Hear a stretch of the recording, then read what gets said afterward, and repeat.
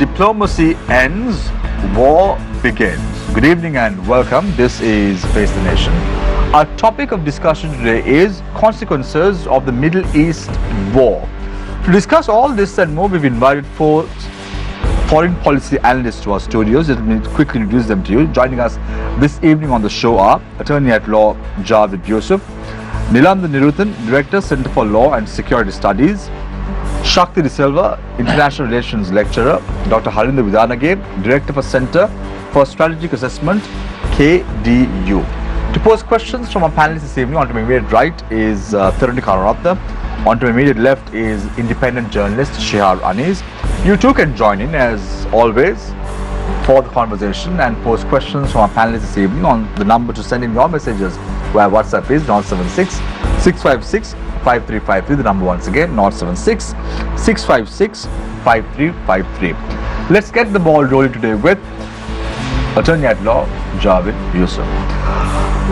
Javid, for us to understand what's going on with regard to the current context between the war against Israel, US and Iran, where is Sri Lanka standing in this equation, and what do you think Sri Lanka's policy should be in a situation like this, where the powerhouses are battling it out? What must we as a country do? Well, Shamir, I've always taken the view that Sri Lanka must live up to its past name, where we stand up for justice and what is right and wrong. But that does not mean that we'll have to offend people, but where things have to be said, it should be said. Now, for instance, I give you two examples. When the war broke out in Gaza, our foreign ministry issued a statement saying de-escalate or something to that effect. There must be peace, and talked about a two-state solution, which in my view was not appropriate at that time, because you need to point fingers at those who started the problem. In the same way here, we have said de-escalate, but who is de-escalating is the question. So that has to be said. Nothing wrong in saying it, because only then you can, even from an international point of view, you can take the discussion forward.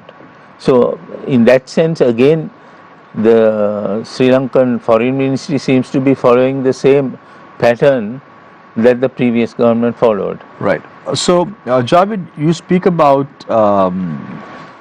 putting out justice as far as the government is concerned when it comes to their agenda. However, that's not the way international relations work, is it? You have to sometimes be non-aligned. You have to be sometimes not take a firm stand. Sometimes you have to be quiet, because they say silence indeed speaks 1,000 words.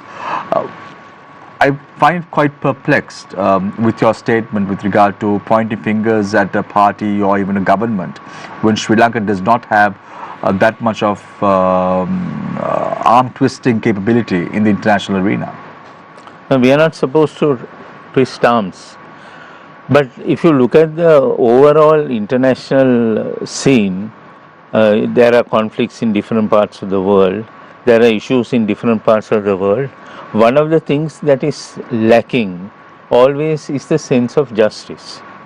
That's why I highlight the sense of justice, because a lot of the convulsions that have taken place or take place arise from a perception of injustice. Now, the Middle East is considered as an area of great instability continuously. Why?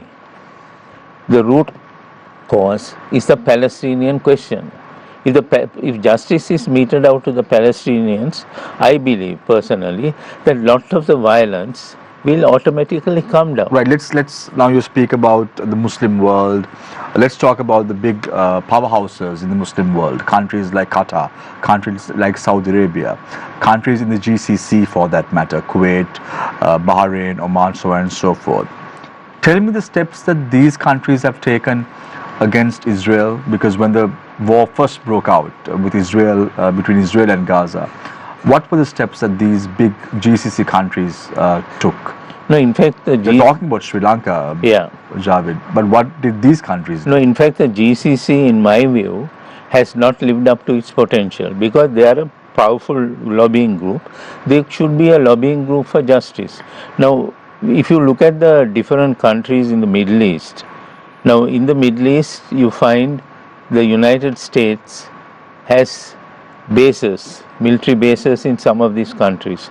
40,000 troops, American troops are there.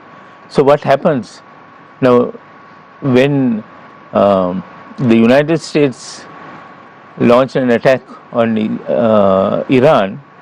Iran attacked the base in Qatar. Qatar said this is an invasion of our sovereignty. I think that is correct, but then they invited it because of the presence of the base. So but the Muslim world, if you like to call it that, the OIC, they not only are not doing their what they should do, but they can contribute and add value to many of the problems if they come to a proper well thought out plan of action, which they are not. So I just want to give some context to this, Javid. When you speak about justice, we saw the manner in which how certain Israeli nationals have put up synagogues in Colombo and even outside, like in the eastern province, and this has been of much contention by the Muslim community, Muslim fraternity in Sri Lanka. There have been protests outside. What do you think is the cause for all this? Well, you see, traditionally, Sri Lanka has always stood behind the Palestinians on the basis that they are discriminated, they have been harassed, they are treated badly, and so on. That has been our history. But today, the Israeli penetration in Sri Lanka has gone beyond that. And this didn't start now. If I remember right, during the time of President Mahinda Rajapaksa, Dayan Jayatilaka described the foreign ministry as an Israeli occupied territory. So from that time there have been inroads and penetrations into Sri Lankan society and governments at different levels. That is why, although the present government, Minister Bimal Ratnayaka is the president of the Sri Lanka Solidarity for Palestine, because that is where the heart of all leftists is, because there is injustice, but they are unable to do anything about it. No, I'm trying to figure out what you said, Javid. Now you said there is Israeli intervention in governance in Sri Lanka. Is that what you're trying to say? Yeah, intervention meaning they have penetrated different organs of government. We've heard the Indian government has an influence in the Sri Lankan government. We've heard that the US government has an influence in the Sri Lankan government. We've heard all this, but this is the first time that I'm hearing the Israeli government has some sort of influence. No, I'm not saying that the Israeli government has influence within the ranks of government. Mm-hmm. What you said about India, US and so on, there have been various talks. We don't know which part of it is right or how much of it is right. But the fact that the Israelis are, acting outside the laws of Sri Lanka is well known. Right. Thanks a lot, Javid. We'll come back to you momentarily as the show goes along. I want to quickly switch to Nilanthan, Niruthan, Director, Center for Law and Security Studies. Nilanthan, let's get some context to this war that we're talking about, which erupted a few days ago. We were talking about a war between Israel and Palestine. We've seen the manner in which how Israelis have been attacking the Gaza Strip right throughout the last few months. However, no one expected there to be a fully blown out war between Israel and Iran. What is the reason behind this? So, well, if we can just look at the timeline, now remember the June 13th attack was not as random as it's being portrayed. So if we remember, on the 12th of April, Trump clearly said, you guys have a 2-month deadline by which time you need to sort this out. If not, we need to look for other things. June 12th was when that deadline was over. And another thing also happened on the 12th of June, which was not reported very widely, which is the IAEA, the International Atomic Energy Association. They voted for the first time, the board, so it's about 35 countries, and I think it's headed by Ghana or something like that, but the board voted and they passed a resolution holding Iran in violation of the non-proliferation obligations. So these things happened on the 12th of June. And it's on the 13th of June that we then start seeing airstrikes. So the problem here is basically twofold, right? It's that both sides are right in the sense that the Americans and the Israelis are right that Iran does have the raw materials necessary to build a nuclear bomb, and the Iranians and their allies are also right that despite them having this material, there's no evidence for us to suggest that they're trying to build a nuclear bomb. So it's kind of like, you go to a furniture shop and you buy one of those boxes from which you can assemble a table where you get all the different parts, and this box is now in your house. So some people might say you already have the table because you have all the components there, you can just assemble it. And some people would say, no, he has no intention of building a table with that. So that's the metaphor that's playing out at the moment. Look, the thing is, Iran has 2 uranium enrichment facilities, which to many people is suspicious. I mean, France has 57 nuclear reactors with only 1 uranium enrichment field. The United States has almost 100 reactors with only 1 enrichment plant. The Japanese have something like 30 or 35 reactors with only 1 enrichment plant. Iran has only 1 nuclear reactor, but it has 2 enrichment facilities. So the natural suspicion is that all of this enriched uranium is being stockpiled one day to nuclearize. So that's the case that the Americans and the Israelis are making. The Chinese and the Russians are like, oh no, they're just keeping this. There's no evidence that they're trying to use this for military purposes later on. So these strikes have to be avoided. So right. So Nilanthan, just to get some context to what you're trying to say. Now, we all know that Iran is having nuclear enrichment programs going on with regard to their power generation capabilities in that country. But Israel has not yet declared whether or not they have nuclear warheads, whether they're having nuclear facilities. This has not been spoken about in any public fora right now as we speak. Yes. So don't you think it's very a biased decision by Israel to go into another sovereign state and start bombing that country just based on sheer hearsay? Yes, but as you just rightly pointed out, but this is how the strong operate in international relations, especially now that we are moving into almost a sort of world order where many things are being recalibrated. This idea of a moral hypocrisy, of a double standard, the strong do not really see that applying to them, as we've seen with the Israeli example over and over again. So this idea that they have double standards in terms of declaring nuclear weapons and having nuclear weapons and all that, I don't think these discussions play any role in Tel Aviv's decision making anymore. They believe that this is now a very transactional world where they have to take direct action, and that's what they're pursuing. No, but we've seen such bad decisions being taken by the world order. Let's talk about the United Kingdom for that matter. Tony Blair came out several years after the invasion in Iraq saying that they knew that there were no weapons of mass destruction in Iraq. However, it killed civilians, it destroyed infrastructure, and the former president of Iraq was hanged to death as well. Yes. Let's not try to justify whether it was right or wrong, but that was an attack on a sovereign state on the guise of having weapons of mass destruction. Absolutely, and they got away with it because they were strong, because there were no international bodies to hold them accountable. So we are entering an era once again where the strong have already decided that they will now fix the destiny of geopolitics, and this is something that we're going to start seeing more and more frequently, where we start seeing countries, if they have the military strength to do so, taking unilateral decisions, and the international community essentially being bystanders. This is what we're going to start seeing more and more of in the coming years. So Israel can take any decisions based on their women fancy, even without a UN Security Council vote. What does it actually mean to have even a UN Security Council anymore? I mean, having a UN Security Council hasn't meant anything for about 75 years, if you ask me.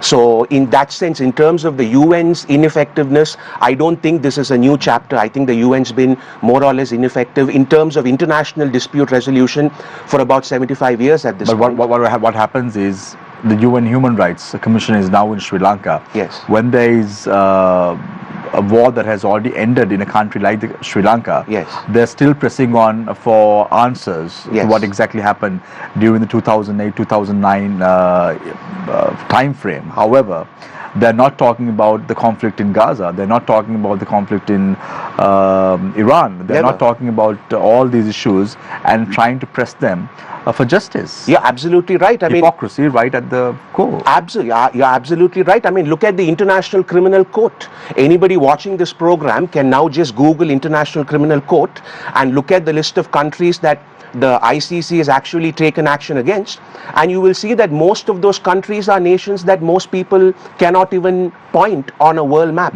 So we are essentially looking at the masquerade of humanitarianism now being removed from the international order. Thank you very much, Nilanthan Niruthan, Director, Center for Law and Security Studies. I now move my attention towards Shakthi de Silva, International Relations Lecturer. Shakthi, what is your take with regard to all this that's panning out in the international forte in terms of impending world war as we speak? Okay. Sure, I'll address your question, but I just want to issue a quick clarification to what Nilanthan said. In terms of what the International Atomic Energy Agency stated on their report in May 2025 and in the resolution that was passed by the Board of Governors on the 12th of June, it was that Iran is not complying with certain verification protocol that was required, not that they were not complying with the Nuclear Non-Proliferation Treaty per se. So having made that quick clarification, coming back to your question on the possibility of World War III, I think it's a bit far-fetched to argue that there is a looming possibility of World War III, given that no country really wants to engage in a conflict of that nature to begin with, right? We've not seen that for the last several decades, and I would argue we wouldn't be seeing that anytime soon. However, in the context of the Middle East, which is our topic of discussion today, I think it's wrong to look at this particular episode that took place between Israel and Iran as a one-off or a sudden thing that took place. I would argue this is essentially, you can view it in multiple ways, but it is on the one hand a continuation of what happened last year, because back in April 2024 and again in October 2024, there was conflicts between Israel and Iran. There were missiles fired last year as well. So on the one hand, you can argue it's a continuation of that leading to a certain escalation. Definitely in terms of the gravity of it, it's quite different, but this is an escalation of that. On the other hand, you can argue, and Israel has argued in the past, that this is deeply intertwined with the war that is currently being waged in the Gaza Strip between Israel and Hamas, because Hamas is generally identified as a proxy of the Iranian government. On the other hand, you could also view this particular episode as an attempt by Israel to detract the negotiations that were supposed to be taking place in Oman in a few days from the actual date of the attack, that is June 13th, between the United States and Iran. Right? So that was negotiations that were supposed to take place in Oman in a couple of days, but were entirely detracted as a consequence of what happened on the 13th of June. So I would argue it's too hard to state that this is the inclinations of a World War III or that there might be a world war of this nature. Certainly these conflicts have the possibility of escalating, but to go to the extent of arguing that this has global ramifications to the extent of the entire world will be caught in conflict, that's a bit of a stretch.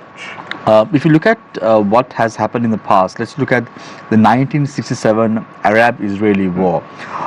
The war was between the Israeli government and Arab states, primarily Egypt, Syria and Jordan, from the 5th to the 10th of June. Disaster. All these countries couldn't hold the power of the Israeli attacks at that time, and as a result of that, the war ended in 6 days. If you look at Iran and Israel, if they went for a full-blown out war, who would have had the competitive edge? Well, that's hard to say. On the one hand, you have to acknowledge the fact that Israel may most likely have nuclear weapons, and on the other that Iran may yet to have nuclear weapons, because as far as the US Director of National Intelligence made in her reference in March this year rather, that Iran is not having a nuclear weapon as of now, and that since 2003 Iran has not relaunched its nuclear weapon program. So Iran, therefore, we could assume, based on US intelligence, that does not have a nuclear weapon per se. If both nations were to escalate to the point of using nuclear weapons, Iran would come out as a loser, assuming that Israel would use nuclear weapons, evading the no first use policy, right? The no first use is, I don't use nuclear weapons until you use them. But in the case of competitive edge, I would argue both sides ended up losing. Why do I say that? On the first hand, from the point of view of Iran, I'll pick Israel first. From the point of view of Israel, despite the fact that Prime Minister Benjamin Netanyahu has said that this was a glorious victory for the Israeli government, that the objectives of the Israeli government were reached, the objectives that were made clear on the 13th of June were reached in terms of dismantling the Iranian nuclear program, there were missiles that went through the Iron Dome that attacked Israeli civilians, right? So on the one hand, it's not necessarily a major win, and recent declassified information from the US government reported that in the case of Iran's nuclear program, the missile attacks, particularly in Fordow, only pushed back the Iranian nuclear program by a couple of months. So is this really a big victory in the case of Israel? It's doubtful. From the point of view of Iran, this was once again not a major victory. 6,000 plus people have died. They've lost nuclear scientists. Their infrastructure is damaged. So it's the not top brass of the military all dead. Exactly. So it's not necessarily victory on either side. So I would argue you can't really say either country have a strategic edge or either country came out as winners. Right. Because we're talking about intervention by other countries. We saw the way in which how the United States government stepped into Israel's fell into Israel's arms by launching their attack on some of the three nuclear facilities in Iran. I just want to ask you, Shakthi, let's talk about Sri Lanka. We saw the manner in which how when the Aragalaya took place, there was a report by Elon Musk's team about US intervention with regard to toppling governments in Sri Lanka as well. How far reaching are these allegations at the end of the day? It's coming from the US president himself in his report about state institutions in Sri Lanka working to topple governments. This is a big deal. Okay. The analogy of drawing the Aragalaya is a bit interesting because they're two quite separate events. In the case of the Aragalaya in Sri Lanka, I would argue, despite any funding that may or may not have been given to certain organizations that operated in Gulf states, a few days before the government was toppled, I actually had the privilege of going to talk to many of those who were camped out in Gulf Face Green. And speaking to them was very enlightening. I spent close to 3 hours talking with them, and their voices were very organic. So I would challenge the argument that this was somehow what happened in the case of the Aragalaya was some foreign imposed intervention, as a past president has also stated in an autobiography that he launched, right? Because the voices were organic. The reason why... Yeah, but don't you think this has happened elsewhere in the world also? Think of it. Go back in time to 2022, right? Before we draw a comparison. Let's talk about 12-hour power cuts. 12-hour power cuts. No energy, fuel lines stretching for kilometers. At what point does the people's patience run out? But let's talk about countries like Iraq, Afghanistan, Libya. What happened? Okay, so those are 3 very different cases. Let's take Libya, since you picked up that last. In the case of Libya, the situation was very different. The socio-economic conditions in Libya, I would argue, was not as bad as what happened in 2022 Aragalaya, right? But the regime in Libya at the time was very dictatorial. That goes without saying. Now, as a consequence of the Arab Spring that happened back in 2011, that spread, resulting in a lot of government changes across the Middle East and North Africa. We saw Egypt, Tunisia. Exactly. So that is a continuation of a political movement where people wanted to enjoy certain political liberties. And as a consequence, they revolted against the governments which had controlled them for a long period of time, usually through autocratic means. So it's very difficult to contrast, say, the Aragalaya with an Arab Spring type of uprising that happened in the case of Libya. So you're saying there was no hand by the US I'm government? not saying there wasn't a hand, but I'm saying if you look there and was a talk hand, but to we don't want to talk about it. No. Don't get me wrong. There may or may not have been a hand, but having gone to talk to those people who actually stormed the presidential secretariat, you can see that the voices were organic. The patience of people were running out, and that is what led to. But Shakthi, I don't know whether you're aware, for the Syrian conflict that started in 2012, the US government had a separate budget to fund paramilitary groups. Are you aware? Sure. So that's okay. I'm not saying that's okay. Right. Once again, two different case studies, right? In the case of Syria, once again, so we will come back to all this. I'll come back to you. Sure. I'll come back to Mithra as we go now. Dr. Harinda Vidanage, Director for Center for Strategic Assessment at KDU, very vocal about Sri Lanka's involvement internationally as well as on this very show. Thanks a lot, Harinda, for joining us this evening on Face the Nation as well. Harinda, for us to understand the problems that are taking place in the US, let's leave Israel and Iran conflict aside for a minute. Let's talk about the US. We've known the United States to be a bipartisan foreign policy country. Regimes change, the foreign policy of the US will not change. It will always be intact because at the end of the day, it's been driven by a bipartisan policy. What is happening right now with regard to the foreign policy in the United States? Is it bipartisan anymore? No, I think to a certain extent still it is.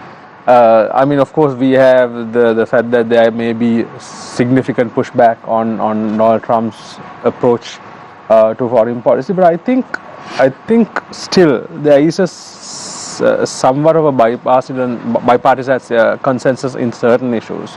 But I think the way but let me go back a second. I think everybody in the US is also adapting to the new normal of Trump 2.0. So and people saw that in Trump 1.0 as well. So I think what has happened to the US was the US foreign policy ran on a certain system, a certain ecology that there were ways decisions were made, there were ways assessments were made. Based on those assessments, it can be think tanks, it can be intelligence community, certain decisions were made. But if you look at let's take the last 20 years, the US made a lot of blunders globally. So I think if you look at the current example of what Donald Trump did by authorizing a strike of this nature, I think it kind of brought, I mean, people don't want to accept, but there is a tacit understanding that it brought out a certain level of stability in a moment of chaos, where people were expecting, were very worried what Donald Trump would do and how the US would react, whether the US would contribute to a prolonged conflict. The question you asked about World War III, but none of that happened, right? But why do you say that there was some sort of a settlement? Because a few days after, we saw the Iranian government trying to bomb a US base in Qatar. That is choreography, no? Oh, that's choreography. Of course, we call that that is a strategic choreography because they By were. whom? Qatar or was it Iran? Both of them. Iran. Because this is something that people miss. That whole conflict, even the attack on the Iranian nuclear facilities, it was partly choreography. This is something you use in strategy. So what the Americans provided was what we call a diplomatic and a strategic off-ramp to both Iran and Israel to de-escalate, right? So because if this continued, this would have gone badly for both countries. So wait, I just want to get this clarified. Yeah. So 3 locations, 3 nuclear facilities were bombed by the US. So are you trying to tell us today on the show that this never happened? No, it happened. What I'm going to tell you is that you know, in strategic approaches, you know, some of the most poignant strategies also were choreography. If I go back to the end of the Cold War, the biggest, you know, turning point was the Star Wars program that was introduced by the Americans as an anti-ballistic missile shield. Same story, which was a farce. The Americans didn't have the technology, but it created such a rupture, it created such a ripple effect. It contributed to the ending of the Cold War because the Soviet Union started spending money at a time when they So, Harinda, are you trying to say that Iran and Qatar got together and tried to show their might? Javid, don't frame it in the ways we normally frame things in Sri Lanka. So you can. How is that? Yeah. So you know, when the conflict attacks are used in certain ways to end things. So what the Americans gave, that, you know, the Iranians gave advance notice that they were going to attack. Through diplomatic communiques. Through diplomatic communiques. The Americans also gave they insinuated that they are going to bomb the 3 sites. It was very obvious, and it was very obvious when the Americans started pulling diplomatic staff out of Tehran and all these things. So everybody knew the attack was coming, right? For if not, you know, if the Iranians were seriously wanting to attack a US base, Al-Uddin would be the last choice. That is the largest American and the most fortified, most well protected base in the region, right? The only time it was attacked was in a Transformers movie very many years back. You know, even that base would never been attacked by anyone in the region. So it was a show. So none of the missiles struck target. It was obvious, and then the Iranians said, okay, we achieved a certain objective. They telecasted it, said we hit back, and it created what we call the diplomatic off ramp. We call that off ramp because that, you know, when 2 parties are in a conflict, you have to find a way how to take them out of it. So Americans provided that space. You know why? Because the biggest worry the Americans had was, if the escalation went on, this would have affected the 2 countries badly in ways they are allies. Israel, you know, Israel was running out of the countermeasures. The Iron Dome was running out, right? When you say Iron Dome, a lot of people think it's like a, it's not. It's a missile defense system, which is an AI-driven system, which launches missiles calculating which is going to hit, right? So each countermeasure is $50,000.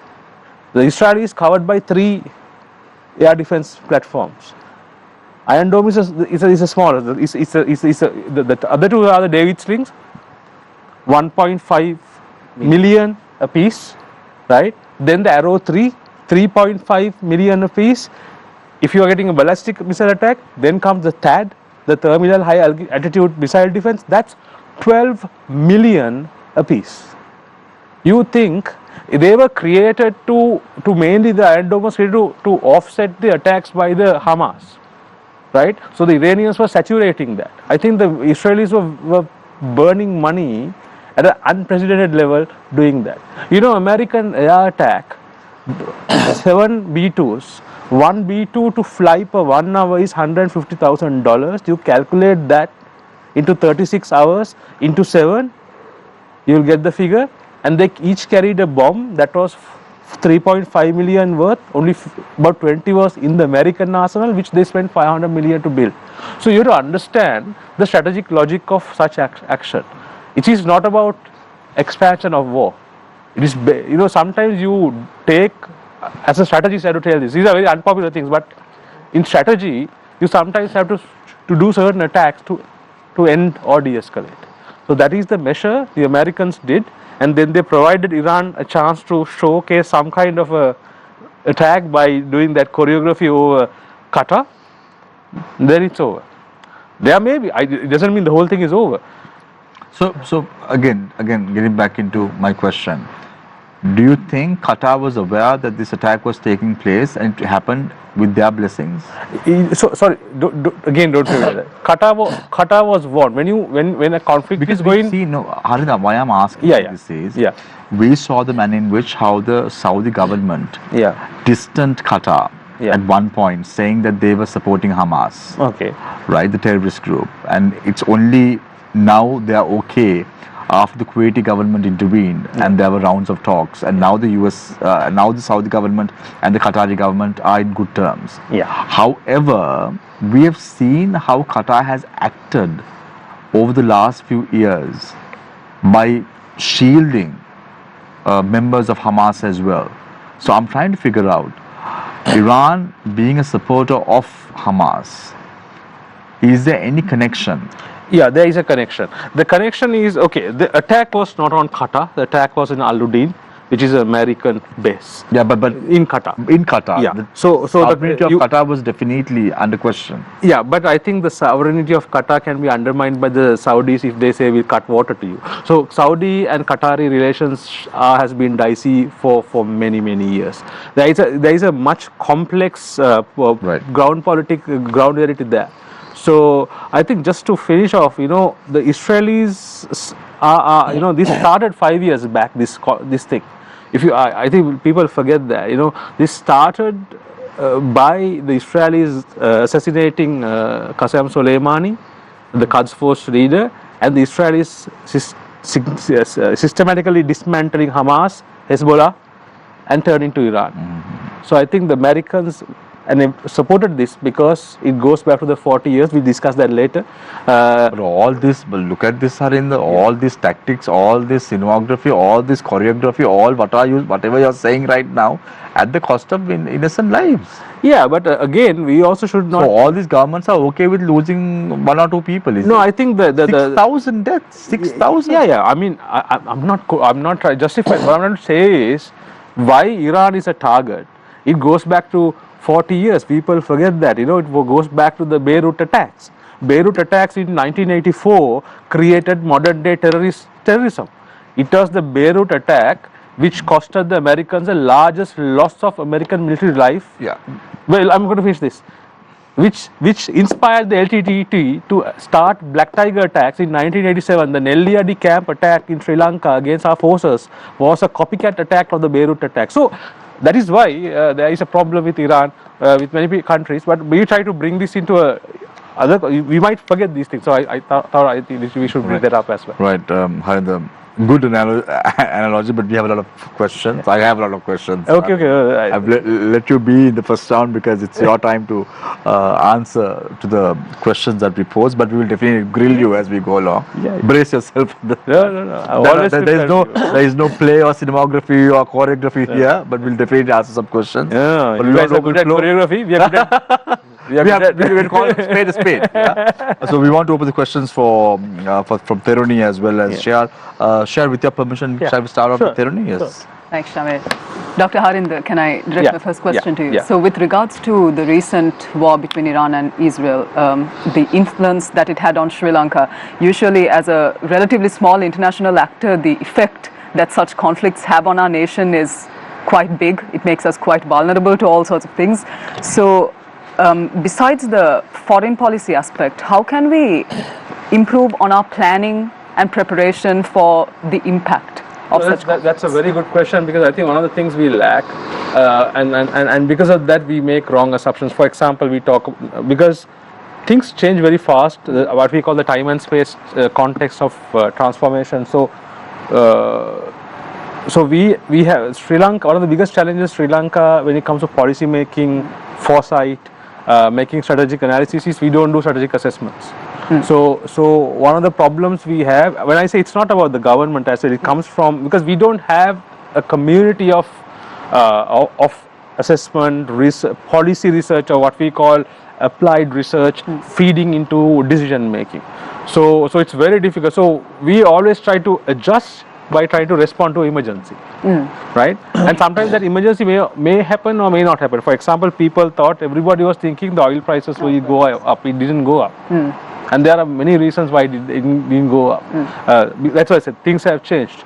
So the way data analysis is done about oil pricing, the way forecasting is done, the way alternative supply chains have been developed. So this particular conflict didn't have a major impact, as well as people knew this is not going to be an energy war because it would harm Israel and Iran as well. So nobody wanted an energy war, right? So I think but still there are ramifications. There are, for example, for other trading, insurance, underwriting, transportation, how you manage your labor. If you want to do evacuations, how do you do it? Sri Lanka, for us, one of the things we didn't do, we should be doing, is looking at how other countries, for example, in the region, India does it.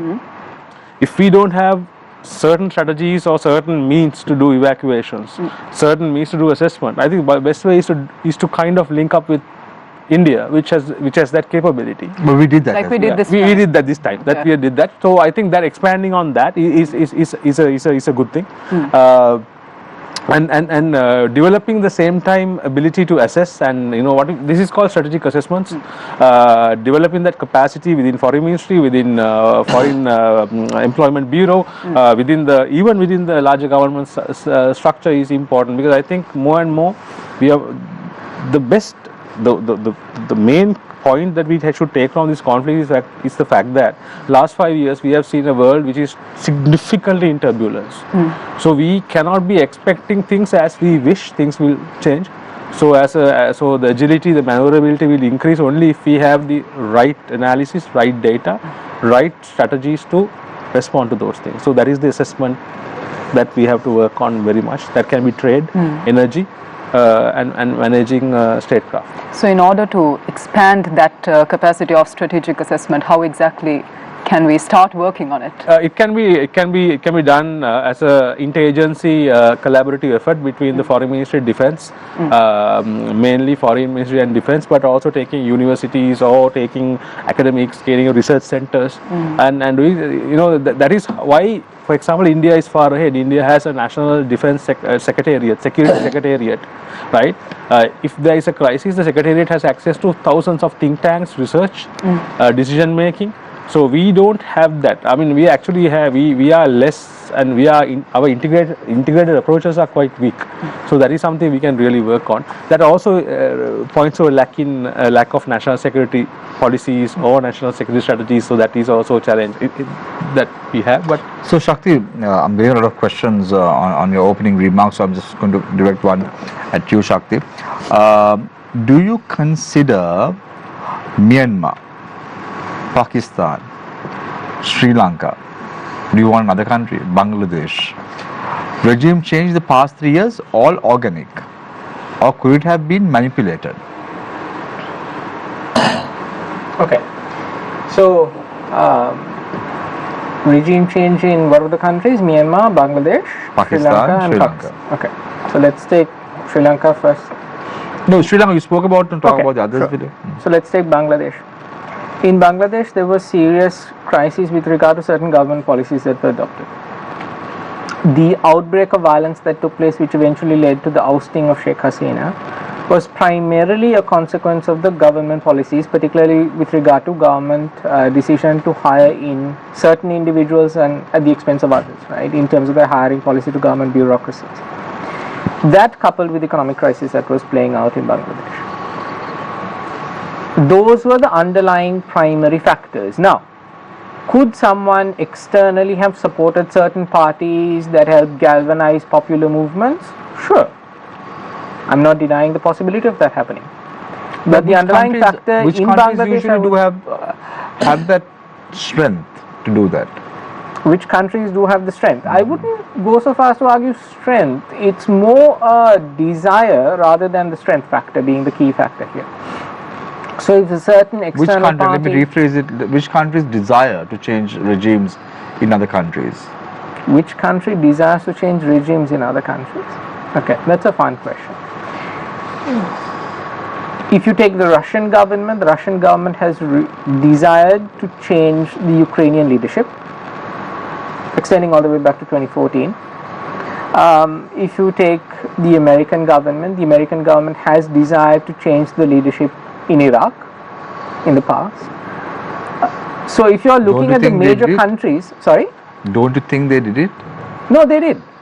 The fact remains that countries, if they have certain national priorities as well as if they are under the impression that a change in leadership would certainly create conditions in which their national interests are met, then conditions might be supported in which that regime changes. But regime change has to primarily occur organically. You can't manufacture an entire regime change I'm just trying to from figure external out. parties. I'm just trying to figure out, Shakti, based on what you're trying to say. When Israel attacks Gaza, it is not about the sovereignty of another nation, is it?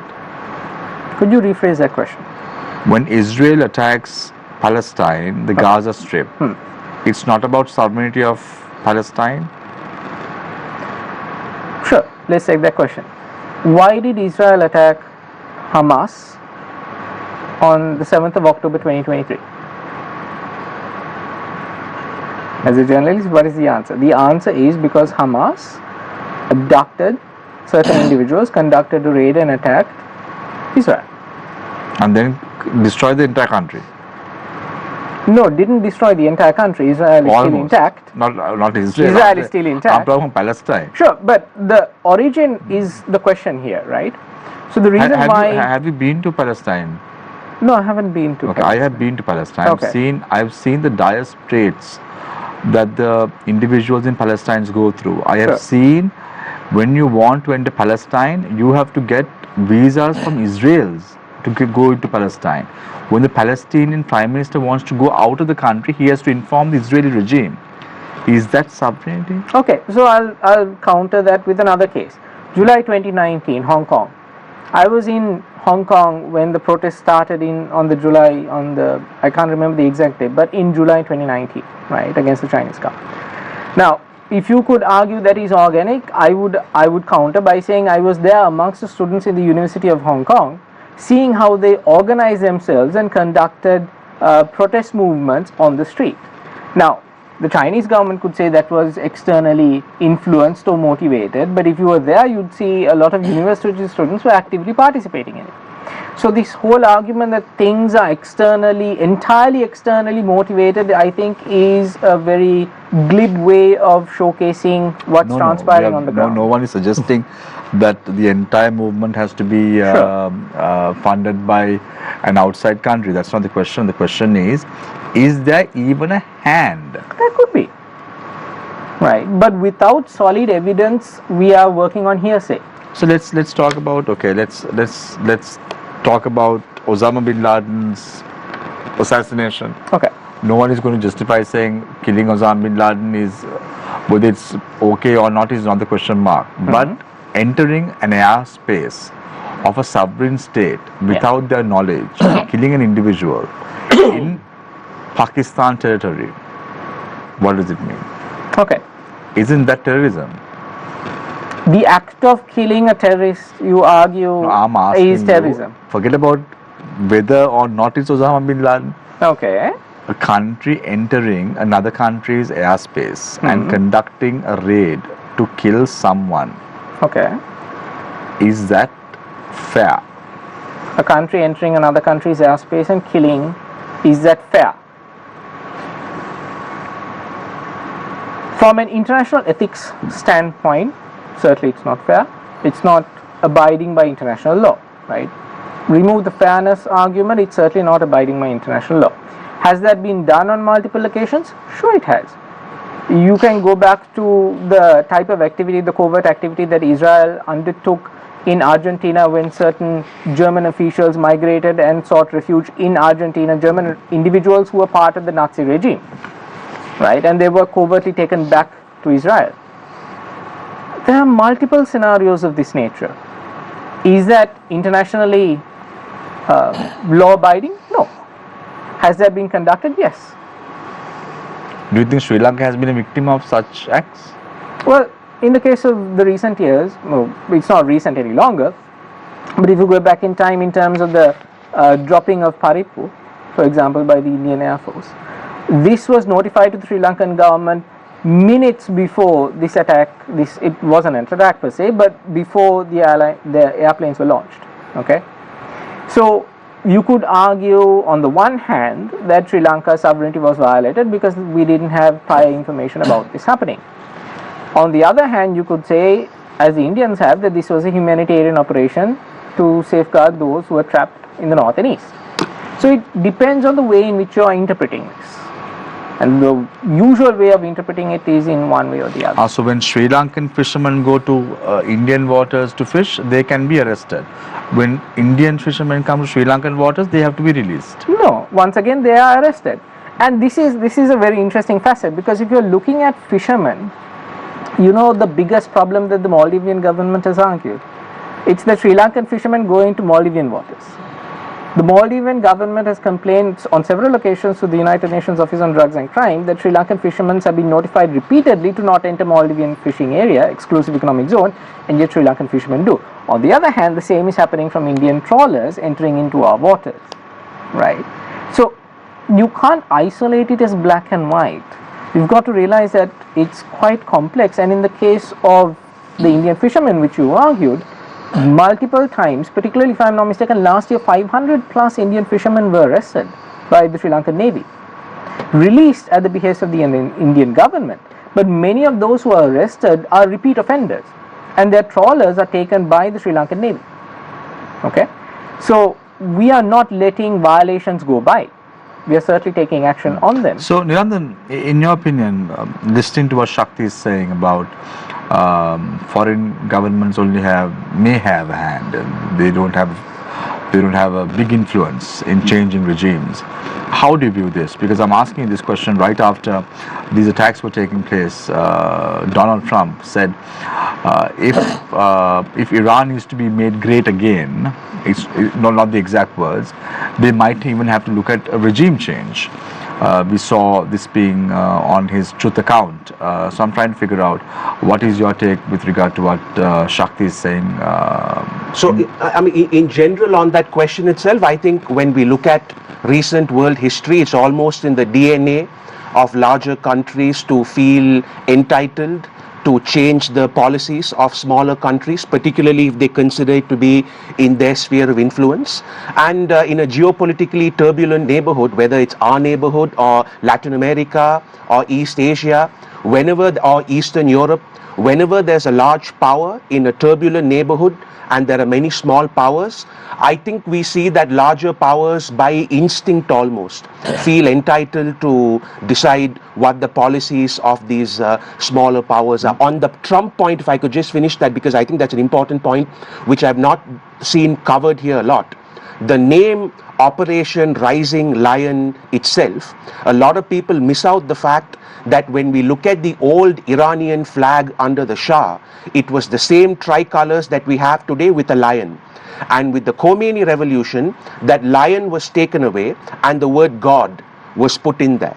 So even the symbolism of naming it Operation Rising Lion itself, in the region, those of us outside the region, many of us completely missed this out at all. But in the region, it was very, very clear to everybody that what you just pointed out, regime change, was the ideological root of even naming this operation. So I think regime change is actually very common, and countries feeling entitled to dabble in the internal politics of weaker countries, I think that's also something we can see quite clearly. Nilanthan, when you look at it, like the Muslim world, they're very powerful, like the GCC, especially Saudi Arabia. We saw the manner in which when Donald Trump visited Qatar, UAE and Saudi Arabia, the welcome he received, the amount of money that was being spent by these countries on the United States government in terms of giving arms deals, giving Boeing aircrafts. It was just simply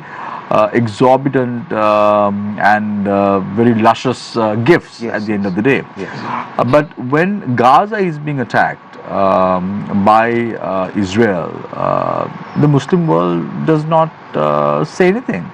When Iran was being attacked, they had a very nice press release, superb. It was white color in paper, a good print, all that was very good. Yes. But What does that even mean? So absolutely, it means nothing. So if we were to take the Arab reaction to, let's say, the Palestinian crisis, what do the Jordanians say? The Jordanians say, look, we were nice to the Palestinians. Then when we took them in, they tried to stab us in the back by overthrowing our king. The Lebanese say, look, Lebanon was established under a French mandate to be a Christian majority country, and since we got involved in all this, those demographics have changed. The Kuwaitis say, look, we were one of the most pro-Palestinian among the Muslim world, and then when Saddam Hussein invaded Kuwait, the PLO was one of the first to support Saddam Hussein.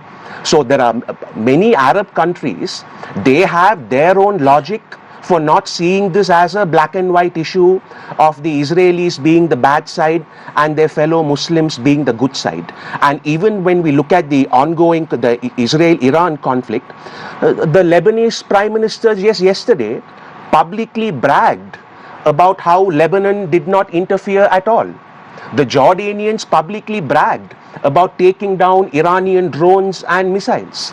So the Arab world, I think one of the big kind of geopolitical shifts now is going to be, even though the Arabs were already getting closer to Israel, and even though the Persians, the Shias, the Iranians, however you want to characterize that power bloc, even though they were already feeling isolated, you're only going to see this trajectory increasing towards normalization of relations between the Israelis and the Arabs, because the Arabs do not look at the Palestinian issue or the Iranian issue as a black and white Muslim versus non-Muslim thing. I think it's very clear that many of them see a stark difference. No, but I'm asking this question, why, Nilanthan, when the cremation issue after COVID really came about, the Qatari government completely absolved themselves from the Sri Lankan government at that time. Even the funding from Qatar was completely stopped. Yes. As a result of that. The Muslim world were trying to move away from Sri Lanka.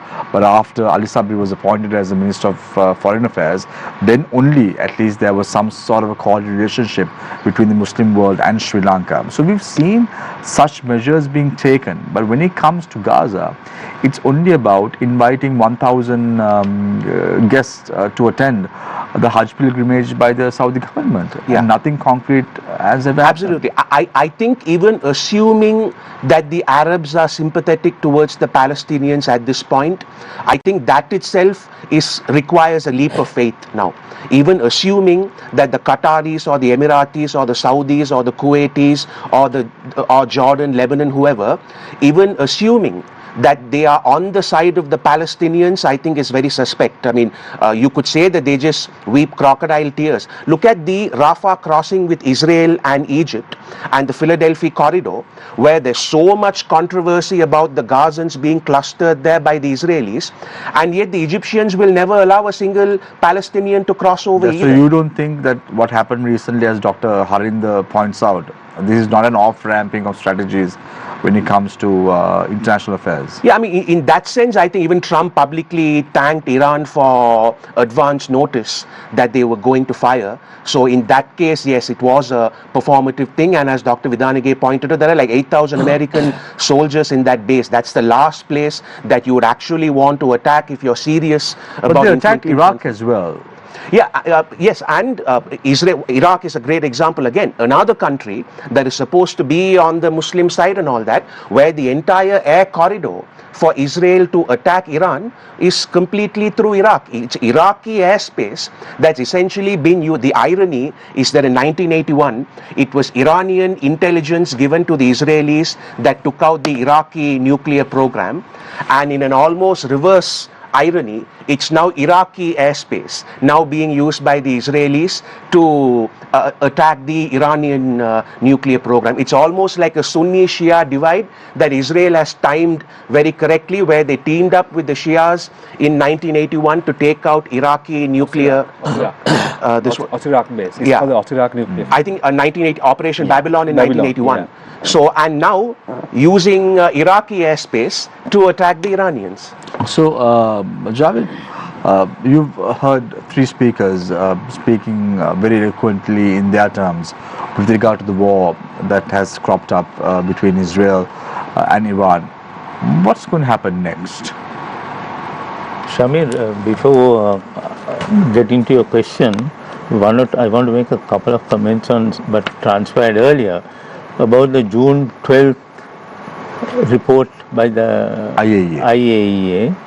They clearly said that there was no weapon, that atomic weapon, that nuclear weapon that Iran was making. That then the US intelligence chief too said it, and Donald Trump brushed it aside, saying she doesn't know what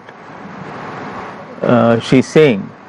So now that brings me to the question of understanding what happened in the last few days. It is, in my view, a mistake to think that it was part of a larger strategic move either by the US or the Israelis. You don't agree with Dr. Harinda, in other words? Well, not directly, but I want to identify, there were a lot of almost knee-jerk, ad hoc, unconnected things that happened.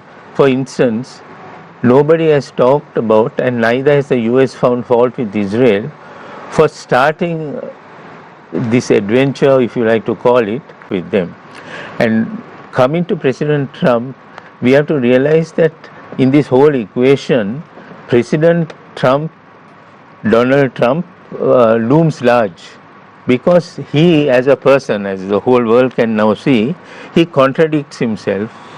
He is very impulsive in what he says and what he does, which causes a lot of danger. And what you said earlier about innocent lives all over the world at the whims and prejudices of one individual. And those are lessons for us who are trying to abolish the executive presidency in Sri Lanka. Oh, that's a different matter. That's a different story. I'm not going there, but I'm trying to say. You're trying to draw parallels somehow, No. I'm trying to say the danger in excess power in concentrate. So in other words, what you're trying to say, this is not a battle between countries, but this is a war between egos. In a sense, yes, because now if you look, first President Trump said, "I'm giving you 2 weeks to sort matters out." Initially, he said 61 days. No, in this latter phase, and then within 2 days he launched these attacks. Then the other fact is that he himself said that I myself don't know what I'm going to do. This is the type of person. That sounds like a former president in Sri Lanka. Yes, right. You want to name it? I'll give you an opportunity. No, we know the name, but what I'm trying to say is this is very impulsive, very contradictory actions, which causes a big impact on the world. And therefore, now finally what happened? The Americans went and bombed and attacked those 3 nuclear sites in Iran. Though he said that it has been obliterated, now there are questions being asked whether in fact that has happened. Still the evidence is not in, so we can't say for sure one way or the other. But it's almost as if this whole thing was orchestrated. Now President Trump also is grumbling that he will never get the Nobel Prize whatever he does. Right, because he says that he sorted out the India-Pakistan problem, but nobody is considering him, he won't get it. So now this one, whereas the Iranians, in a sense, have been very consistent. They said if Israel stops, we will stop. And they have done that. So it fitted into their plan. But today I heard on the TV, President Trump has gone to NATO, and he has said, this Iran and Israel are like children; they have to be disciplined. So you see the way there is. Who is he? Exactly. Now I want to ask this question from Harinda now.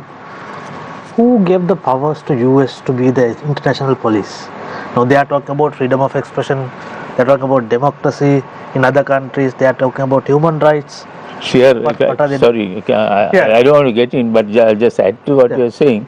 You asked who gave them the power to be the international police. Now the point is they have transformed themselves from international police to international bully. So you go ahead. So, Shihar, can I add on to your question? Yes, So now, please. just like you asked who gave the power to the US in order to bring in ceasefires into effect and all that, what does that mean with regards to the role of international organizations like the UN, ICJ, so on? I'm glad I'm a strategist, because strategists don't have to say popular things or things to make people, That's why we asked that. people feel good, you know. Who gave the power to the United States to be the world policeman? Everybody gave. They saved everyone's ass in 1945. So from that point onwards, they became the global I mean, superpower. soon after the Second World War. So they created the global economic system, whether we like it or not. All the IMFs, everything. If there was no Bretton Woods, no global economic order, right? They created the global backing, the IBRD, which we call the World Bank, to stabilize. Not us, to stabilize Europe. Right? We were not even there then. None of us existed, so we forget that. Right? Javid? Yeah. Yeah. No, not as human beings, but as states, independent. So most of us are actually post. We are. When the UN was formed, only 40 countries, and we have this argument about the UN and the Security Council, and we keep. See, this is the problem. The UN was never intended to be a strong institution. It was, in design, a weak institution. That was the thing. If it was a strong institution, nobody would have joined it. The victors of that particular, so the global power transfusion to the US came in that context. But again, the problem now is that it's not just the US, but the world is changing. Everybody agree that we have entered a world of geopolitical contest. The moment we use the term geopolitics is something even the Americans hated, because it was not an American concept. It was a Germanic concept. It was designed for Hitler's, strategic thinking, as well as the power projection of Germany. That is why for many years in the US they didn't use the term geopolitik, right? Because they thought it was a Nazi term. The moment you say the world has entered a geopolitical thing, you look everything. The problem with the geopolitical lens is you look at the world from those interests. It takes out all morality. You ask these questions about about deaths. It takes off that all. We all look at things from a geopolitical angle. That is what you mean by when we enter a period of geopolitics. It undermines. It actually, from our perspective, also is a very narrow. But very so that is why militaristic ideas, militaristic strategies, they all take over. They become the priority. When you say the world has entered a geopolitic epoch, it takes away all those ethos of human rights. It is there, but the priority becomes the security thing. That's why Trump looks at it. So we might ridicule at how Trump expresses things, but I think by the way it is operated, the United States is trying to survive the geopolitical moment, because they also know for the first time they're actually not in charge totally. They're not. So this is for them. It's an opportunity for them to be seen as serious and powerful in the region, because they have to compete with China. Because for America, if you look at America's intelligence community's assessment of 2025, their biggest problem as countries were 4 countries: China, Russia, North Korea, Iran. Yeah, does that mean US actually losing its importance in the global scene? So I think that is the point here. So the Americans, America, as you asked, being the global leader for the first time, feels seriously challenged after the end of the Soviet Union.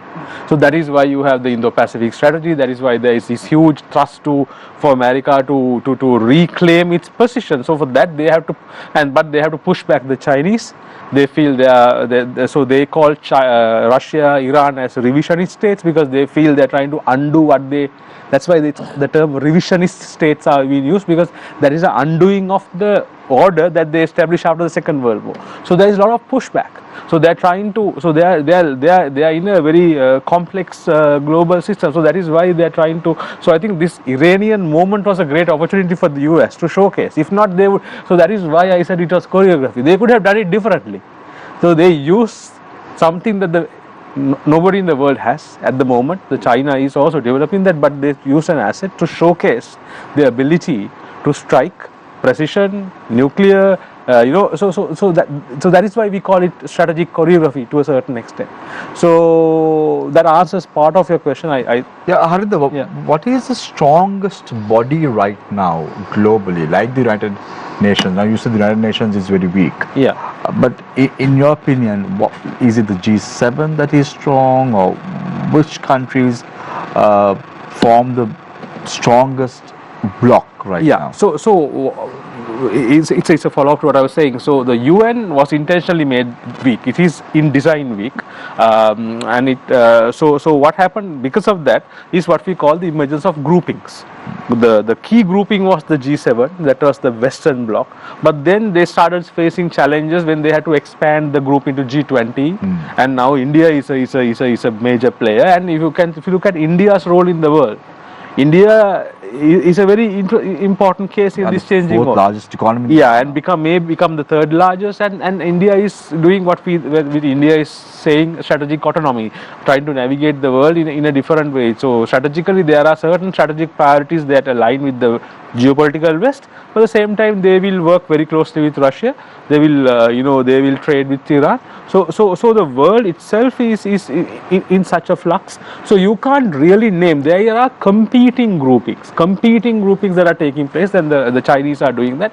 So that is why the geopolitical nervousness is creating groupings such a little bit more militaristic or security. For example, AUKUS is the best example. That was established between the Americans, the British, the Australians, to kind of create that Anglo-spheric security world. So there is no one robust group, but there is a competing set of groups that you see emerging, and then you see some transient groups like the BRICS. There are strengths and weaknesses of BRICS, because there are certain ways where the key BRICS countries can work together. There are certain ways they can't work together. Shakthi, I want to ask a question related to Sri Lanka's foreign policy. Now, we spoke about it like non-alignment, and then we don't have enough policy researchers, and then we are not consistent, right? What is Sri Lanka doing right in terms of foreign policy at the moment? Let me rephrase that. Is Sri Lanka doing anything right? Okay, so let's first look at what Sri Lanka did, particularly after this incident, which was they informed the public that they will be appointing a cabinet subcommittee to investigate how Middle East developments might have an impact on Sri Lanka's food security, economic security, and so on. That's almost after 2 weeks. Almost after 2 weeks, right?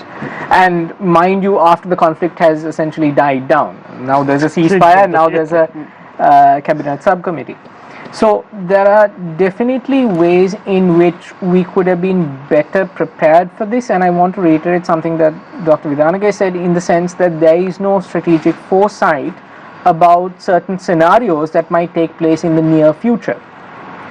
We are very much, as an institution, as a bureaucracy, a responsive organization, not a proactive organization in terms of our ministry, right? We respond to certain events as and when they happen, sometimes with significant delays, as we're seeing most recently.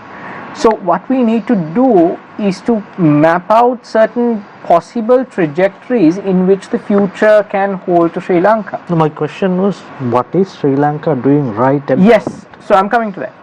So one positive development that I've seen is that we are trying to not be in anyone's crosshairs, and while this has been criticized in the sense we are only saying de-escalate in terms of the Middle East crisis that happened recently, I would like to reiterate to anyone who says de-escalate is not sufficient that India said the exact same words.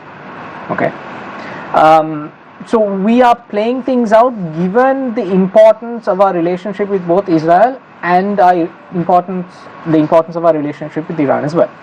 Now, having said that, that's really the only positive that I can identify in terms of what we're doing right now. In other words, what you say is we are so cautious about what we are saying and doing. We are cautious, that's a positive, but beyond that there is no positive. In the sense, we are not planning out or mapping out certain future trajectories or future events that are happening, that might happen. So scenario analysis is not being done. As has been said on previous occasions, our foreign ministry is essentially an executing arm. It executes the government's foreign policy, and right now we don't have sufficient expertise within our government bureaucracy to handle situations like this, and they're not tapping into the resources that are available in the country. I'm talking about think tanks, I'm talking about academia, in terms of reaching out and building connections and networks. This needs to be done, because there's a very valuable asset that the government has which it can tap into but is not tapping into, and as a consequence we are very responsive to date, right? So the only positive is that we're cautious, we're not certainly angering anyone, but there's a lot of negatives. So, just to understand now, Dr. Harinda was talking about these blocks. I think he was very, once when Dr. Harinda came in, the Quad was meeting after 2004, the four biggest nations met. I just want to understand, when we were small, we used to be flaunting about the SAARC regional corporations. You know, we were talking about the South Asian Association of Regional Corporation. That's the best thing that has happened to Sri Lanka after 1985, all that and more. We don't even talk about it anymore. Yeah, I mean, it's not even in the radar anymore. No, and SAARC is dead. That's the problem. So the even bigger problem is that there are many people here who still want to resurrect this dead entity, which the kind of parasites have already started eating in the grave, so to speak. So all of these blocks only last as long as there's practical utility, unfortunately. Because when you look at it, the South Asian Association of Regional Corporation has countries like India, has countries like Pakistan, and collapsed because of that. Yeah, unfortunately, but India is a big nation, and when you look at the Quad, India is part of the Quad as well, and they are really moving heaven and earth to get what they want in terms of their agendas. Yes, and even that is only as long as some practical utility comes out of it. So this is my major grievance with regionalism. When we look at the history of regionalism, all of these countries get together typically with a lot of idealistic, hopeful, optimistic visions. But what ultimately ends up happening is that the existence of that group or the effectiveness of that group is dependent completely on practical. Now, Nilanthan, I can give you a classic example. Sri Lanka has always been at the brunt of all these countries. Now, we're talking about a security agreement that was reached between, Shihar has been bringing this issue up on many occasions, between Sri Lanka and India. We don't even know what the contents of this agreement is. Yeah, exactly. And this is where the question that they asked earlier becomes relevant as well. Where do you get the authority to be the world policeman? Where do you get the authority to do all this? And in 2015, let me add to that, 2015, when Mahinda Rajapaksa lost elections, he said he lost the elections because of the raw intelligence group in India, which was operating in Sri Lanka during the election time. Yeah. Now, these are serious allegations leveled at outside forces, and Shakthi doesn't believe so. But we have had individuals saying that. We've had Trump saying that money was spent through organizations like USAID to fulfill their agendas. Absolutely. So, I mean, I guess the point that I'm coming to make is agreeing with you. In fact, the warning is that this is now going to be the trend into the future. These unilateral decisions that powerful nations take by themselves because they feel that they now have the military power and the economic power to now take their own decisions. This is now going to be the trend. For the last 50 or 60 years, the world has actually gone through a very, very rare period, unprecedented period in human history, where countries came together on a large scale to agree on certain norms, to agree on certain values, to agree on certain rules. But this is not the de facto state of the human species in any way, even if we just look at the last 2000 years or even the last 200 years. This is a very, very unique period that we've just finished over the last 60 or 70 years. And going into the future, some of these complaints would be like us complaining that the sun is hot, complaining in the future that big countries trample the rights of smaller countries countries, that strong countries trample weaker countries. It's kind of like complaining that the sun is hot, as in we can complain for our own personal satisfaction, but 2 plus 2 is still going to be 4. We are all facing a situation where reality itself is now finally descending. Yeah, because now Dr. Harinda is saying the United Nations is a very weak entity. Yes. Unfortunately, Harinda. The intention was that. Yeah, it was intentionally designed. But I think Trump has already proven that. Yeah, Trump has already. But I also want to ask you guys, why in Sri Lanka? No, I'm going to ask you a very controversial question. Why does everybody want to see a defense cooperation agreement? Tell me any country in the world that has publicized their defense cooperation agreements. Now we talk about AUKUS. Has the American public seen the AUKUS agreement? Has the Australian public seen the AUKUS agreement? Has the British public seen the AUKUS agreement? I'm talking from a strategic perspective. You know, if everybody in Sri Lanka are good at strategy and national security and defense cooperation, so everybody thinks, okay, I should see what you have signed with India. If that is the approach, this country is doomed. No. Dr. Harinda, you're holding the wrong end of the stick. No. We never told, no journalist in Sri Lanka told to show the defense agreement. You know what they're saying? You promised to have transparency in Sri Lanka. Yeah, so this is the point. You promised it. Yeah, so that is you asked for vote because you promised. Yeah, when you were in the opposition. Yes. When you were in That the was the opposition, talking everything point. was right. So that is a mistake made by a political mistake. Yeah. But You made a mistake, Dr. Harinda? no. Shamir, don't do what you do best. I'm a public servant. So Who made that mistake? Who made that mistake? But I You want to ask a question. what I'm No journalist asked to. what I'm trying to say is we never because of this question. Yeah. I get your point. You are taking on a particular position, right, about the position of what the government was. Yeah, so but President was in one of our shows the danger within danger weeks he will is make it public. defense cooperation agreements remain secret for a reason, right? Then say so. Yeah, so that the government has to say it, but I think somebody has to say this in this country, right? Because not all of us are experts on certain areas, not all are experts on strategic understanding. Yes, there may be demerits. There may be issues of sovereign compromise. So the US has signed 108 SOFAs, or status of force agreements with countries. There are a lot of issues with that. Yeah, I'm not trying to say this is a good thing, but we are not Dr. Harinda. Yeah, no, I get your point. No, I'm just using this as an opportunity to bring this message out, because there are a lot of people think but defense cooperation agreement should be totally transparent. Everybody should see what is in it and think they can comment on it. And they, of course, when you see let's verify that it's not agreement, it's a MOU. Yeah, whatever. And are you saying that there are confidential matters that should not come out? That's no, the what I'm reason saying or is why? when you do defense cooperation, for example, agreements between countries, they are not totally transparent. That's what I'm saying. The best example is one of the largest defense cooperation agreements that took place recently is the AUKUS, right? That is between the Australians, the Americans, and but to their merit, they brought out a preamble. This is what it contains, but that doesn't mean they have unveiled, disclosed everything. But their point, the journalist's point is right. They are questioning a position. You guys said everything has to be transparent. Now you're not talking.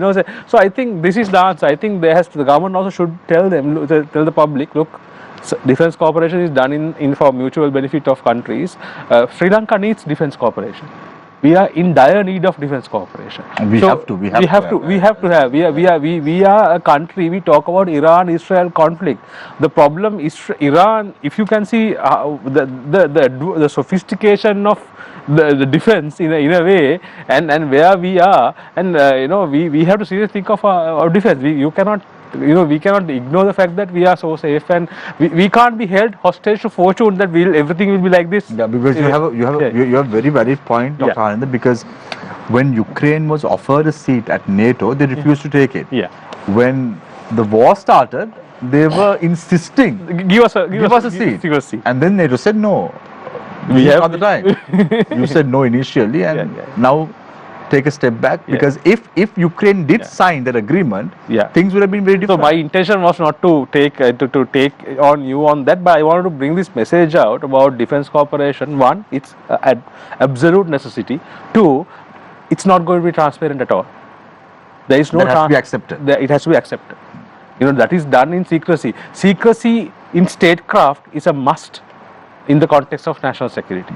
That is a bedrock of a state's national security ethos. So Javid, just to understand this government's Javid is looking position, very upset. we've seen a lot of issues, like we've seen the manner in which how U.S. President Donald Trump spoke about the Aragalaya in Sri Lanka, and we saw how a former minister wrote a book about the involvement of foreign forces in the Aragalaya as well. Then we saw the manner in which how a former president who was ousted by the people of Sri Lanka spoke about this as well.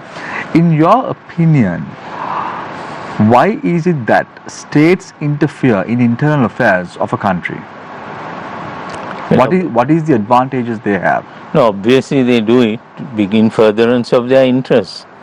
They either want to make them an appendage of their government, or where they can exercise influence and so on.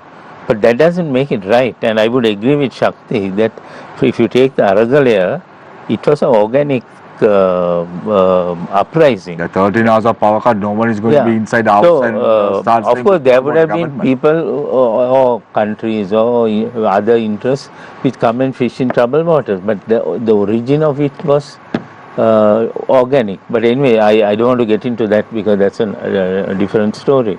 But in terms of foreign policy, our relations with the Arab world, as we know, we are repeating this, has been very good over the years until in the last several years we this COVID matter really came up. The cremation issue was one of the reasons. Yeah. So we need to rebuild ourselves in terms of our moral standing in the world. It doesn't matter really. If we tell India we disagree, now what about the fishing issue between India and Sri Lanka? Why don't we push? We are not pushing. We have a lot of good relations with India, but we must be able to go and tell them, look, this is hurting us. You have to we have to put the ball in India's court to stop the fishermen coming here, because this bottom trawling is killing our fisheries. But if no you were government so concerned about Sri Lanka in 1985 to come and drop dal, why aren't you concerned about the livelihoods of the people in the north and east? Yeah, but we must be more concerned than even them, but we are not pushing. None of the Who is not pushing it? Our governments have not pushed enough. Respective governments. Is it because it would not have gone so far, no? Is it because India has always helped us when we required help? Like when I can give you a classic example, when Sri Lanka was declared bankrupt, Javid, only India came to assist Sri Lanka with a grant of $2 billion at that time. If not for that money, I don't think you and I will be here today talking about even in relation to health matters, supply of medicines. India did a great job and helped us. For that we are grateful and we must be grateful. But the Minister of Health did at that time is a different story, but they helped us. But notwithstanding that, merely because they were helpful does not mean we don't assert our rights. And if we make our case, I'm sure India would can be persuaded to take some action, because otherwise this is a festering thing. It can explode any moment. Shakthi, I want to ask this. Most of these wars or conflicts are fought on economy, right? The basis, if you see, some countries are benefiting, right? Some countries are gaining at the expense of the other countries. Now, can you explain that in the Middle East? Who is benefiting and who is losing, actually? Is there a specific conflict that you're taking into I'm consideration? talking about now, the current situation. Okay. So I think I touched on this in a previous response. When we take the two protagonists in this conflict, Israel and Iran, I wouldn't argue that there are any particular benefits that either of them got. Benjamin Netanyahu, the Prime Minister of Israel, said this was a major success, but then again, intelligence suggests that Iran is able to develop their nuclear weapons, nuclear technology in a couple of months. So it's only been set back by a couple of months. In the case of Iran, I argued close to thousands of people have died, right? So no one has benefited per se. Now, when you're looking at the Middle East, although we have a tendency to group all of these conflicts together, Many of these conflicts have their own unique factors, which is why they took place. So if you're talking about the Arab Spring, which I think Razuldin touched on earlier in the case of Syria and Libya. Tunisia, Libya. Egypt. The background of those conflicts are very different. The context of those conflicts are very different. The reasons why they took place were very different to the ones, for example, if you go back to 1980s between Iran and Iraq, right? From 1980 to 1988, that conflict, the reasons are very different. But overall, many scholars have argued one of the underlying factors why there are so many conflicts is because on the one side you have so many competing religious groupings. If you're talking about large overall the Shia-Sunni divide, but also these geographies have been divided by, except in the case of Saudi Arabia, most of these territories were colonized. You've got to understand. And the structures, the economic structures that's been built, as well as their reliance on oil, as well as the competing interests that are shaping regional politics, are such that these conflicts tend to be taking place at regular intervals, primarily driven by the Shia-Sunni tensions. If you're taking, usually this is what happens, Iran on one side, whereas other countries on the other, Sunni countries on the other. And the other underlying common trajectory is Israel versus the other Arab nations, be it 1947, 1948, the Intifada, Six-Day War that you mentioned in 1967, Yom Kippur War in 1973, the 1980s and 1990s conflict between people in Gaza Strip and West Bank. So overall, two major factors. One, there's been tensions between Sunni and Shia, which is why this has been taking place for so long. You speak about this tension, Shakthi. Who do you think created this tension between Shias and Sunnis? Who do I think created this tension? Okay, so go back to 1979 when the Ayatollah took control of Iran, right? Soon after the Ayatollah took control of Iran, Iraq under the government at the time argued that Shia Iran posed a major threat to themselves, right? The leader of Iraq at the time was Sunni, but the majority population of Iraq at the time was Shia. And the leader in Iraq believed that there is a high likelihood that Iran might create conditions for an uprising in Iraq, which is one of the major factors that led to the 1980 to 1988 conflict between Iran and Iraq. So in that case, I'm taking you just one example, right?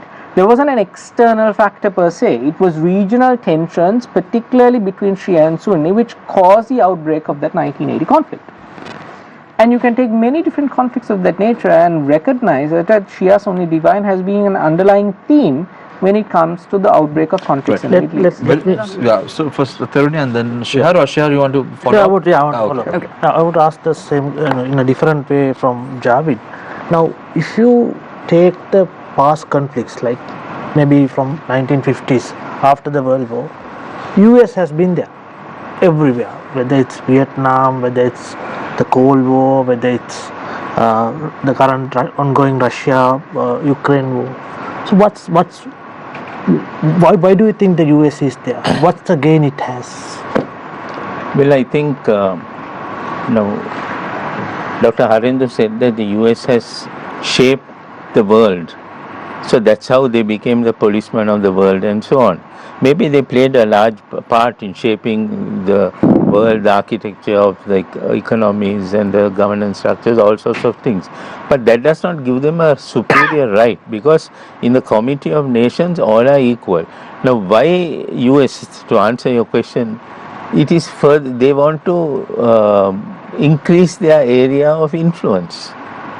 And once they start going on that path, they get entangled into various local situations, which then they have to constantly try to keep under control. So that's why eternally they are in that position. And now if again coming back to President Donald Trump, because I think he's a key figure here, more than in many previous situations, individuals' actions, his character, all that comes into play. Now if you just see a few days ago, he said we must regime change in Iran is not a bad thing. because we must make Iran great again, like make America great again. Yes, right. But the very next day he said, no, I don't think regime change is a good idea because that's a recipe for chaos. So you see, so this type of thing, this particular, I don't like to call it American strategy, but American actions is very dependent on this individualistic thing, because even the embarking on these attacks on the 3 facilities, he didn't get congressional approval as is required by the US Constitution. So by America, and in international relations, of course, it goes across the board, there is no accountability unless, and that is the nature of international relations, because if it's governance in a particular country, there is accountability to the people and there are structures. But in international relations, that is not the case. There cannot be accountability in that sense unless the people of those countries rise up. So I think if you go to the United States, UK, people have a great sense of justice. So unless they themselves decide to correct what their leaders are doing and foisting upon the world, I can't really see how we can get out of this mess. Harinda, you had a question? Nilanthan, with regards to the most recent war in the Middle East, the 12-day war as Trump dubbed it, now clearly it was an unprovoked attack, that very attack that initiated the 12-day war. I mean, it was unprovoked from Israel's end on Iran. So what kind of a message does it deliver to the world with regards to respecting sovereignty, boundaries, and also did it set a dangerous precedent with regards to a preemptive military action being taken? I don't think it sets any precedent, because I would argue that if we just look at the last 75 years, as I've been saying repeatedly, stuff like this happens all the time. It's just that we've built these castles in the sky of countries being equal and everybody having rights and all that, and we're watching that sand castle crumbling at the moment. So, even the question of, okay, who won here, right? The question that you asked him. I mean, not to be so too facetious or conspiratorial about this, but the real winners are the weapons companies. I mean, look at the narrative now. The United States with the B-2 bomber and the GBU-57 is what's being touted. The Israelis with the Israeli version of the F-35, I think it's called the Adir or whatever. The Iranians with their Fatah ballistic missile, medium-range ballistic missile.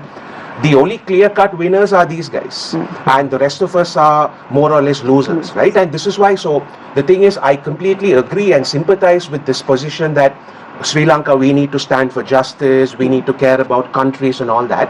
But once again, the problem is that if we were being consistent about it, we wouldn't speak about this conflict even, right? Because actually speaking, if we just cared about, if we really believed that all human lives were equal, we would be sitting here talking about what's going on in the Congo or the Sudan, where far more people are dying than the entire Middle East put together, right? So we ourselves have our own there are economic interests we have there, cultural interests we have there, civilizational interests we have there. If we now position ourselves as people who speak out on morality and all that, we would be speaking about completely different wars.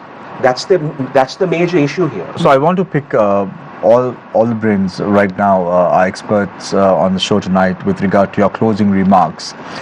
What are the consequences of the Middle Eastern war to a country like Sri Lanka, and what steps must we take as a nation now to absolve ourselves from minimum damage? So let's start off with Javid. I think mercifully the consequences to us are minimal, because the war has ended as at today. How things can span in the next few days, we don't know, because one of the big fears was about oil prices going up and how it will affect our economy and so on and so forth, but mercifully that has stopped. But there's one thing I think we should do, which we should have done really before. We have 20,000 people working in Israel, Sri Lankans. We are sending them to a battle zone. That has stopped, Javid. No, that is temporarily stopped these few days. But those 20,000 people there have been sent And to really, in a way, indirectly, they are supporting the Israeli attacks on Gaza, because many of those people who have been enlisted by the Israeli army, there are vacancies which our people are going and filling. So really, we are earning blood money, if I may put it very bluntly. So that we have a duty also, when we send our citizens out, to look after their interests, to make sure they go to safe places. Now, when this war broke out, there's very little we could do. I saw the ambassador there saying, please take your precautions and so on and so forth.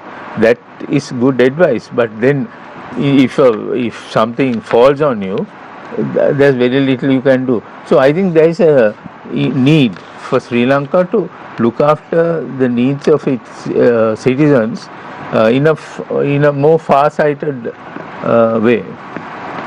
Right. I now move my attention towards Nilanthan, Niruthan. So I come from a completely different school of thought, obviously. So for me, it's the opposite. For me, it's that, so if we start distancing ourselves from countries because of the moral choices that they make, then where does that leave us? I mean, we work with the Americans. Have they not committed any sins? Is that not blood money? We work with the Chinese. Have they not committed sins? Is that not blood money? I mean, if you start working with large powers, the reality is that all of these large powers are responsible for many, many grave sins all over the world. And if we start drawing a connection between our moral culpability and their actions, I just think, I mean, I don't know if I'm completely right on this, but that's just my perspective. Sorry to interrupt, but here the connection is much more closer. The Americans and the Russians and everybody, we may have done various things, but here we see it happening before our own eyes, and it's the lives of these poor people that we are concerned about. Sorry, sure. Carry on. And I'm sure that if we got live coverage of what the Chinese were doing to the Uyghurs, or what, let's say, the United States did in, let's say, even now, if you look at places like Ecuador and all that, completely rampant with drug crime and all that, all indirectly, the consequences of Washington's policies. My only concern is that once we start making those moral judgments, we would have to distance ourselves from a lot of people. And finally, the Strait of Hormuz, I think, is so important for us, particularly as a vulnerable nation.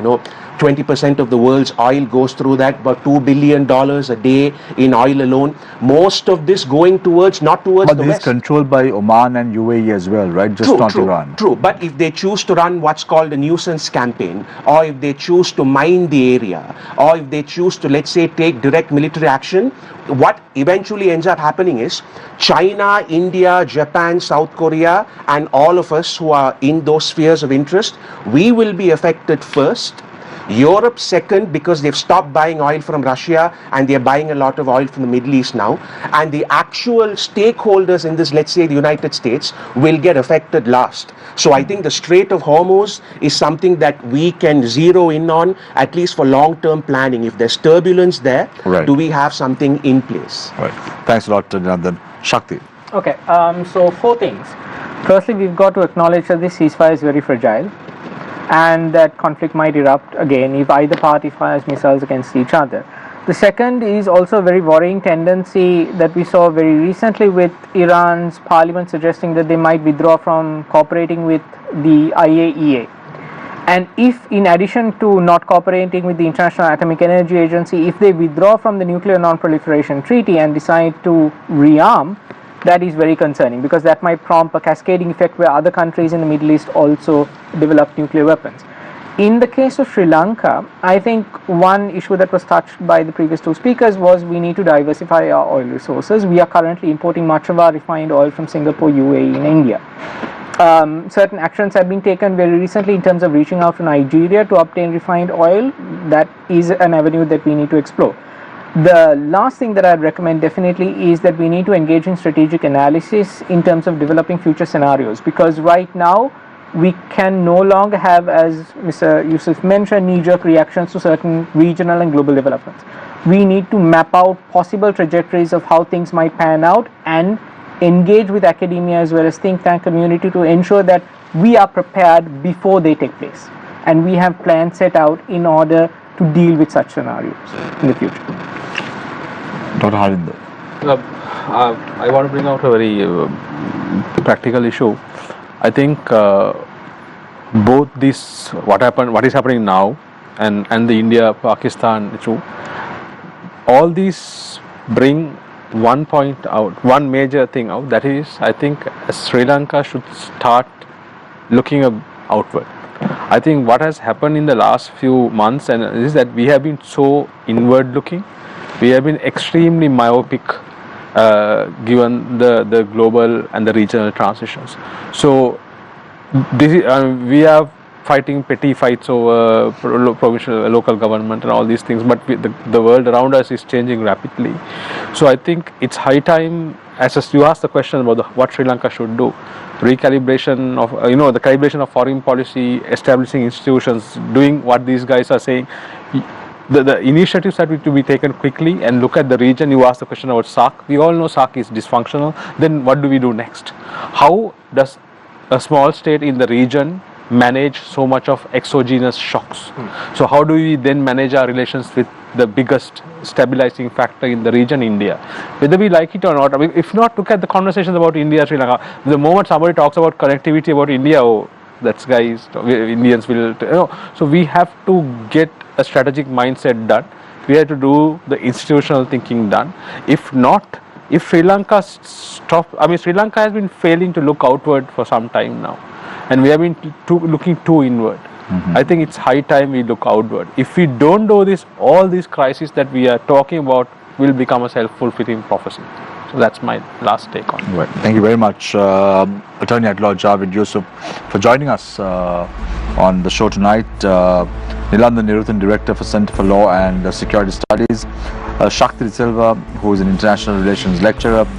And it's always a pleasure to have Dr. Harinda Vidanage, Director for Center for Strategic Assessment, KDU. Dr. Harinda, I think one of the takeaways from this show tonight is about the Defence Pact Agreement and your thinking on that. Yeah. Because no one to date has come on a show and said that such agreement should be only secret, it has to be confidential. And giving that thought itself, Dr. Harinda, shows that individuals of your nature should be more involved in this system, and at least shows like this would enlighten what the public should be aware of. That's why I kind of made that point, because it's not about a guy, but it's the absolute necessity. Absolutely. And that's what exactly the government should say as well. Yes, that's this is exactly a secret agreement. We are not entitled to put this out at any cost. So thanks a lot, Harinda. Always a pleasure to have you. Thank you so much for having me. And thanks a lot, Tiruni, for joining us, and thank you very much, Shehar Rani's independent journalist, for joining us this evening on the show. And thank you very much for sending in the questions on the number 076656353. I took most of the questions to our panelists this evening, and I'm sorry if I didn't, because there was a lot of questions, comments and thoughts in those questions as well, so I stayed away from a majority of them. But thank you very much, gentlemen, for joining us this evening on the show. I leave you tonight with the quote, as I always do: war made the state, and the state made war. Take care and good night.